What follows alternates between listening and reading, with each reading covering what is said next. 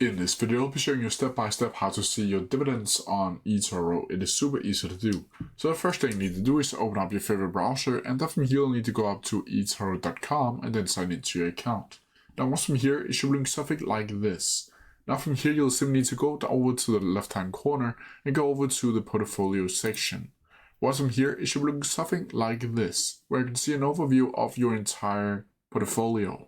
Once from here, you'll need to go over to the right hand side to this little stat icon over here.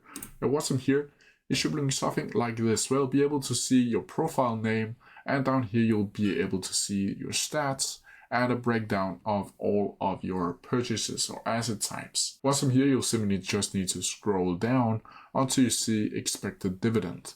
Once from here, you'll be able to see your dividend yield, your assets, your annual income, monthly income, and your daily income. But that's how you do it. If you have any questions about it, please leave them down in the comment section below, and I'll try my best to answer them as quickly as possible.